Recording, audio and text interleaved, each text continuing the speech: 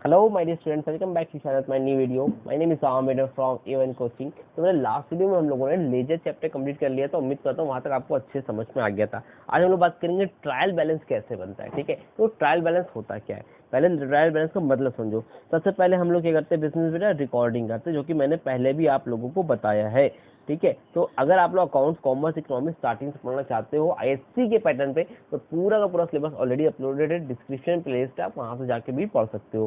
ठीक है, तो सबसे पहले हम लोग क्या करते हैं बेटा, इसमें देखो बिजनेस में क्या करते हैं, जब भी हम अकाउंट्स की बात करते हैं तो सबसे पहले हम लोग क्या करते हैं, रिकॉर्डिंग करते हैं। रिकॉर्डिंग किसी करते हैं, फाइनेंशियल ट्रांजेक्शन की, पैसों के लेन देन की। जिसको हम लोग रिकॉर्ड करते हैं वो कहाँ पे रिकॉर्ड करते हैं, सबसे पहले बेटा हम लोग जर्नल में रिकॉर्ड करते हैं, सबको एक साथ रिकॉर्ड करते हैं जर्नल में। इसके बाद इसको हम लोग क्या करते हैं, क्लासीफाइंग करते हैं। क्या करते हैं बेटा, क्लासीफाइंग। क्लासीफाइंग का मतलब होता है सबको अलग अलग, मान लो एक बुक बना रहे हो जिसमें रिकॉर्ड कर रहे हो आप, क्लास 9, क्लास 10, क्लास 11, क्लास 12, मतलब क्लास फर्स्ट से लेके क्लास 12 तक जितने भी बच्चे आपके स्कूल में पढ़ते हैं या आपकी कोचिंग में पढ़ते हैं, तो आपने सबको एक साथ रिकॉर्ड कर लिया, या सबको एक साथ रिकॉर्ड कर लिया, उसको हम लोग क्या बोलते हैं बेटा, जर्नल। अब जर्नल में रिकॉर्ड करने में सबको अलग अलग कर रहे हैं कि क्लास सेकंड के बच्चे अलग, थर्ड के बच्चे अलग, फोर्थ के अलग, फिफ्थ के अलग, सिक्स के अलग, सबको अलग अलग कर दो, उसको हम लोग क्या बोलते हैं, क्लासीफाइंग। वो कौन सी बुक में करते हैं बेटा हम लोग, लेजर, यानी कि सबका अलग अलग सेपरेट अकाउंट बनेगा। अब क्लासीफाइंग अगला स्टेप जो होता है बेटा हमारा, वो होता है समराइजिंग। क्या होता है, समरी निकालना। ठीक है, समरी बनाते हैं।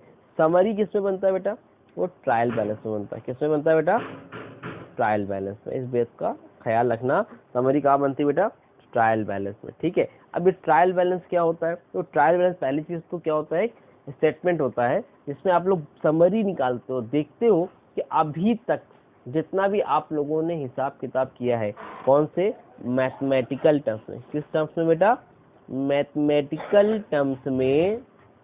मैथमेटिकल टर्म्स में आपने जितना भी हिसाब किताब किया है वो सही किया है या फिर गलत किया है। ठीक है, तो इसके लिए हम लोग क्या करते हैं, ट्रायल बैलेंस बनाते हैं। ठीक, अब ट्रायल बैलेंस बनता है तो ट्रायल बैलेंस में होता क्या है, पहले ध्यान से देखो।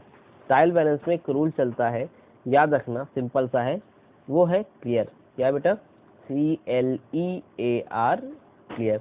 C से क्या होता है बेटा, कैपिटल। L से क्या होता है बेटा, लाइबिलिटी। ठीक है, E से क्या होता है बेटा, एक्सपेंस। A से क्या होता है, एसेट्स। और R से क्या होता है, रेवेन्यू। ठीक है, अब इसी का ध्यान रखना, जितने भी, क्या बेटा, जितने भी एक्सपेंस और एसेट्स होते हैं, क्या होते हैं, ये वाला, जितने भी E और A एक्सपेंस और एसेट्स होंगे वो क्या होंगे, डेबिट नेचर के होंगे। क्या होंगे बेटा, डेबिट नेचर। जब भी एक्सपेंस और एसेट्स की बात होगी उसको कहाँ लिखोगे, डेबिट में। याद करके ध्यान रखना, कहाँ पे, एक्सपेंस और एसेट्स जितने भी होंगे कहाँ लिखे जाएंगे, डेबिट साइड में। और जितनी भी आपकी कैपिटल, आपकी लाइबिलिटी और आपका रेवेन्यू, ये तीन चीजें जितनी भी होगी वो कहाँ लिखी जाएगी, क्रेडिट साइड में। फिर से ध्यान से सुनो, अगर आप लोग जितने भी एक्सपेंस और एसेट्स हैं वो कहाँ लिखोगे, डेबिट में। और जितनी भी आपकी कैपिटल, लाइबिलिटी और रेवेन्यू वो कहाँ लिखोगे बेटा, क्रेडिट में। कहाँ लिखोगे, क्रेडिट में। आई होप आपको ये अच्छे से समझ में आया होगा। क्लियर है, अभी क्वेश्चन कर रहा हूँ, क्लियर हो जाएगा। बस याद रखना कि कैपिटल होता क्या है, लाइबिलिटी होती क्या, एक्सपेंस होता क्या, एसेट्स होता क्या, रेवेन्यू होता क्या। अगर आपको ये पता है तो ट्रायल बैलेंस आपके लिए चुटकियों का खेल है, आप 2 मिनट के अंदर ट्रायल बैलेंस बना लोगे। लेकिन आप पहचान नहीं पाते हो कि कैपिटल क्या है, लाइबिलिटी क्या है, एक्सपेंस क्या है, एसेट्स क्या है, रेवेन्यू क्या है, आपका बेस मजबूत नहीं, तो आपको प्रॉब्लम होगी। तो बेस आपको स्ट्रॉन्ग करना पड़ेगा, यानी आपको पता होना चाहिए क्या एक्सपेंस है, क्या एसेट्स है, क्या रेवेन्यू है, ये सारी चीजें आपको पता होनी चाहिए। क्लियर है, अब देखो जल्दी से हम लोग क्वेश्चन करके देखते हैं तो आपको समझ में आ जाएगा। पहले हम लोग क्या करेंगे, एक फॉर्मेट बनाते हैं। किसका फॉर्मेट बनाएंगे, ट्रायल बैलेंस का। ट्रायल बैलेंस, ठीक है। यहाँ पर आप डेट डाल देना, जो भी ईयर का बना रहे होगे। मान लो लोग बना रहे हैं ट्रायल बैलेंस एज एट 31 मार्च 2024 का। अब जब बनाएंगे तो इसमें फॉर्मेट कैसे बनता है, पहले इसका फॉर्मेट सीखो अच्छे से। ठीक है, अगर फॉर्मेट में सबसे पहले, फॉर्मेट में क्या है बेटा, पहला काम क्या होगा,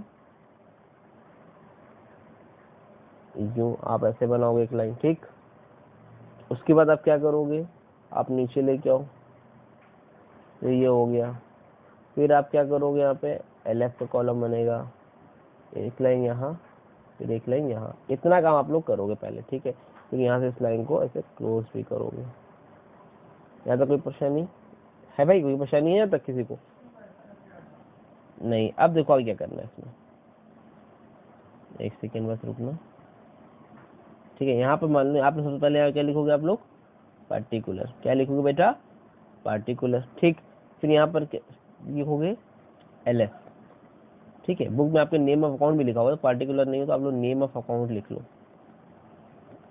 ठीक है। यहाँ पर क्या लिखोगे आप लोग, ये आपकी डेबिट साइट है और यहाँ पर आपकी कौन सी है, क्रेडिट साइट है। यहाँ पर जितने भी डेबिट बैलेंस आप लिखोगे, यहाँ पर क्रेडिट बैलेंस जितने लिखोगे। अब लिखने के बाद अब आप वहाँ पे आपको क्वेश्चन दिया हुआ है, क्वेश्चन क्या है ये देखो आपके सामने आ रहा है, ये रहा क्वेश्चन।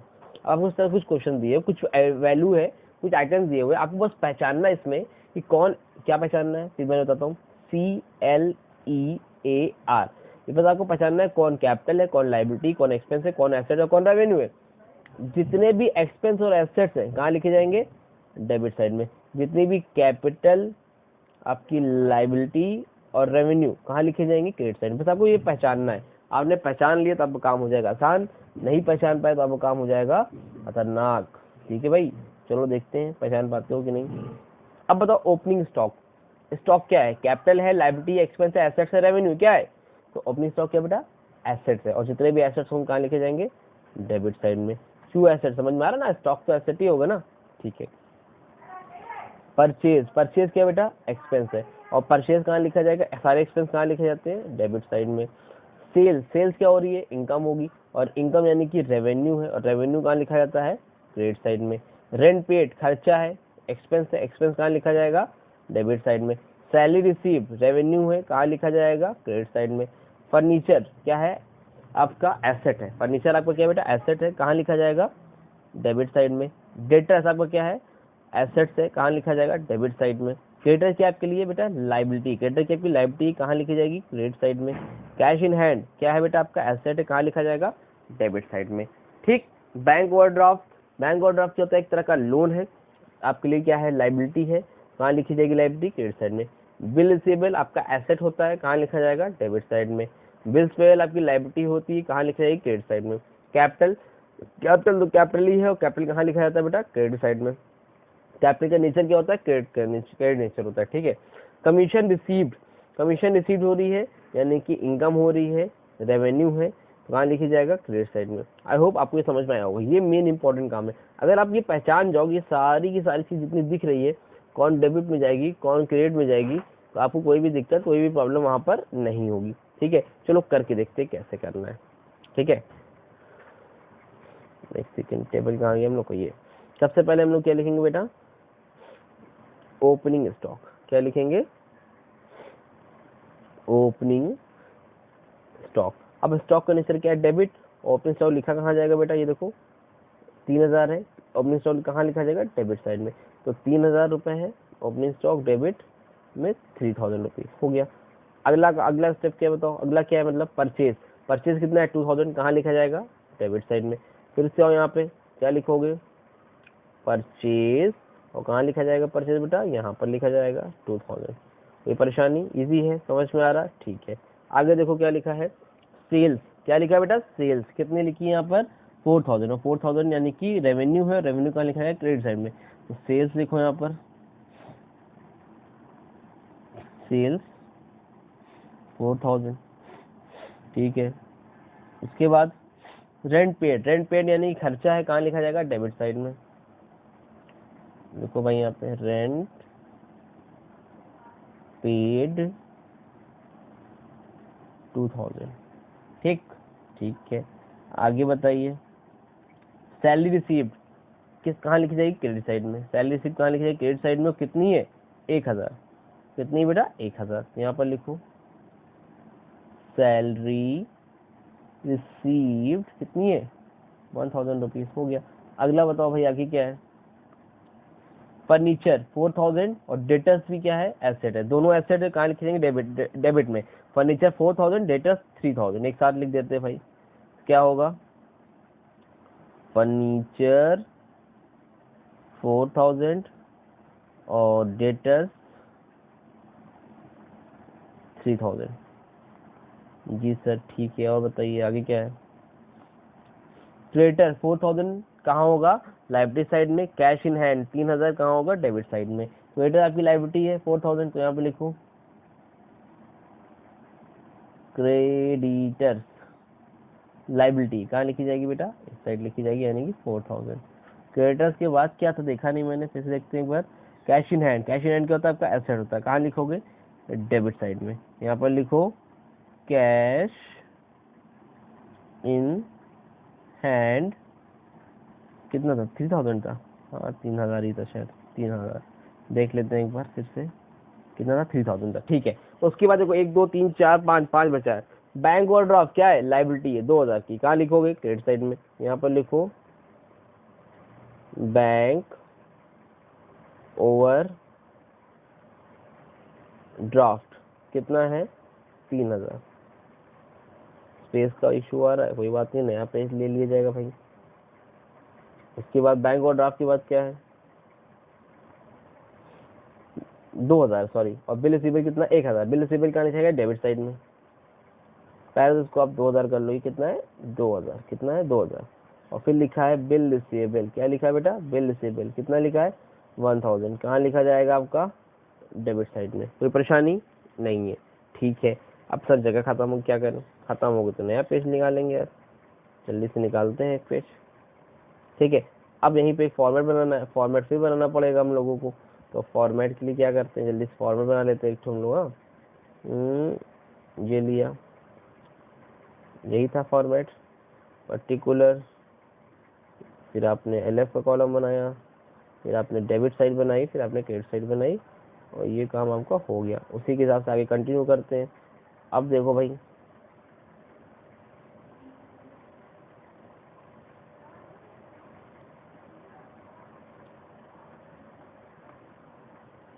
ठीक है, बिल स्टेबल 1000, फिर क्या है, बिल स्टेबल 3000। बिल स्टेबल कितना है बेटा, 3000 रुपये। यहाँ पे लिखो बिल्स पेबल क्या है बेटा, लाइबिलिटी है, क्या है आपकी लाइबिलिटी है 3000 रुपीज, आप यहाँ पर लिख दो। उसके बाद क्या है, बिल्स पेबल के बाद कैपिटल कितनी है बेटा, कैपिटल आपकी 5000 है, और कमीशन रिसीव भी 1000 है। दोनों कहाँ जाएगा, क्रेडिट साइड में जाएगा। जल्दी से आओ, यहाँ पर लिखो कैपिटल 5000 और कमीशन रिसीव्ड, कमीशन रिसीव्ड कितनी है भाई, कमीशन रिसीव्ड जल्दी बोलो, 1000। कितनी है, 1000। डेट्स इट, ये हो गया। इतना समझ में आया जो अभी हम लोगों ने किया, कोई परेशानी है, बस आपको पहचानना है कौन एसेट्स है, कौन लायबिलिटी है, कौन कैपिटल है, कौन रेवेन्यू, ये सारी चीजें पहचान लो, उसको एक साइड आप लोग लिख दो। अब आपको क्या करना है, दोनों साइड का टोटल करना है। क्या करना है बेटा, टोटल, इधर वाला जोड़ना है, उधर वाला जोड़ना है, देखना है बैलेंस आ रहा है कि नहीं। क्रेडिट साइड में काम है, चलो इसी को पहले जोड़ लेते हैं। यहाँ पर कितना है 4000, यहाँ पर कितना है 4000, चार चार मिला कितना हो गया 8000, ठीक। एक सेकेंड, फिर यहाँ पे कितना है 3 8 3 11, 11 5 6 कितना हुआ 16, 16 1 17। बिल स्टेबल कितना है 3000 था, 1000 था भाई, लिख के रहो 3000 है, ठीक है। तो कितना आ रहा है भाई जोड़ते में, 4000 4000 8000, 8 की बाद इधर कितना आ रहा है 8 3 11 11 5 16 और 17000, कितना आ रहा है बेटा 17000। देखो ये क्वेश्चन मेरा बनाया, वैसे उम्मीद है सेम ही आएगा। बाई चांस अगर मान लो नहीं भी आता है, तो मैं आपको जानकारी के लिए इतना बता दूं कि चाहे ये आपकी क्रेडिट साइड हो चाहे आपकी डेबिट साइड हो, हमेशा आपकी क्या आएगी, इक्वल आएगी। इक्वल नहीं आई, डेट मीन्स आपने कोई मिस्टेक करी है, या फिर एरर वाला फाइंड करने वाला रहेगा तो वो वाला क्वेश्चन है। नॉर्मली अगर ट्रायल बैलेंस कर रहे हो तो हमेशा डेबिट और क्रेडिट साइड हमेशा क्या आएगा, इक्वल आएगा। क्रेडिट साइड में 70000 आ गया, और देखते हैं डेबिट साइड में आ रहा है कि नहीं आ रहा है। मेरे ख्याल से तो नहीं आ रहा है, लग रहा है मुझे मिस्टेक हुई है, क्योंकि क्वेश्चन मैंने लिखा है। अभी जोड़ते हैं, 3 2 5 5 2 7 7 1 8 8 4 12 12 3 15 15 3 18, ये क्या है, bank overdraft, sorry sorry sorry sorry sorry sorry, bank overdraft मैंने देखो गलती कर दी है। बैंक ओवरड्राफ्ट कितना था 2000 रुपए, और बैंक ओवर 2000 था, और मैंने गलती से यहाँ पे लिख दिया। कहाँ पे लिख दिया बेटा, आपके डेबिट साइड में। यहाँ से इसको हटाओ, उसको, यहाँ से बैंक ओवरड्राफ्ट कहाँ जाएगा 2000 जाएगा। इतनी बात समझ में आ रही है, जी सर आ रही है। अब बताओ कितना आ रहा है डेबिट साइड में, 3 2 5 5 2 7 7 1 8 8 4 12 12 3 15 15 18 18 1 19000, और इधर कुछ है नहीं, इधर कितना आ रहा है 19,000, और इधर कितना आ रहा था 17,000। एक्चुअल में 17 नहीं है, देखो ये वाला 2,000 हम लोग मैं ऐड करना भूल गया था, बैंक ओवरड्राफ्ट यहाँ लिख दिया था, ये भी 2 और ऐड करोगे कितना हो जाएगा 4 4 8 8 2 10, और 10 में 10 3 13, 13 5 18, 18 19, तो कितना आएगा बेटा यहाँ पर भी 19,000 आएगा।